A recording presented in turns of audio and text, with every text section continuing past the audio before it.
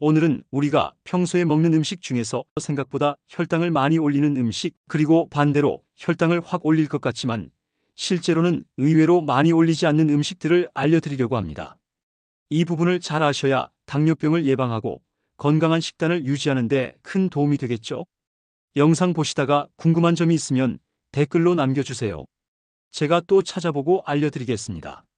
그리고 좋아요, 구독, 공유까지 해주시면 큰 힘이 됩니다. 우리가 음식을 먹으면 혈당이 오릅니다. 혈당이 자주 그리고 오랫동안 높게 유지되면 인슐린 저항성이 생기고 결국 당뇨병으로 이어지게 되죠. 그래서 혈당을 급격하게 올리는 음식들을 조심하는 게 정말 중요합니다. 여기서 핵심 개념이 두 가지 있어요. 바로 혈당 지수 GI와 혈당 부하 지수 GL입니다.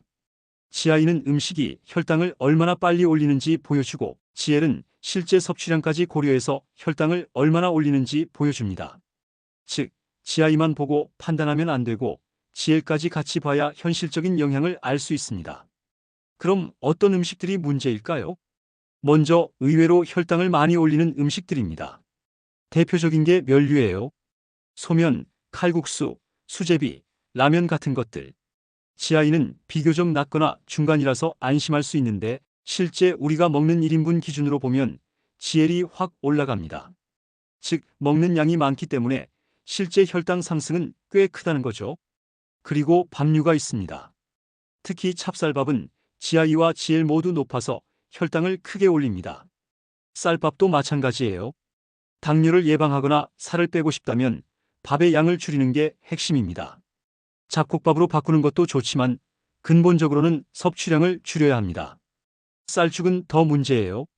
흡수가 너무 빨라서 GI가 90 이상으로 치솟습니다. 금방 혈당이 확 올라간다는 뜻이죠. 그렇다면 반대로 혈당을 확 올릴 것 같지만 실제로는 의외로 많이 올리지 않는 음식들도 있습니다. 예를 들어 감자나 고구마예요. 감자는 GI 자체는 높지만 일회 섭취량 기준으로 보면 GL이 낮습니다. 즉, 적당량만 먹으면 혈당을 크게 올리지 않아요. 하지만 두세 개씩 먹으면 금세 GL이 올라가니까 적당히가 중요합니다. 고구마도 비슷합니다. 찐 고구마는 괜찮지만 군 고구마는 좀 더 혈당을 올립니다. 옥수수도 흥미롭습니다. 옥수수는 GI가 높지만 GL은 중간 정도라서 생각보다 위험하지 않아요.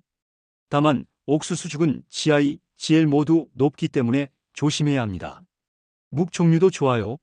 메밀묵, 도토리묵은 GI는 높은 편이지만 GL이 낮습니다.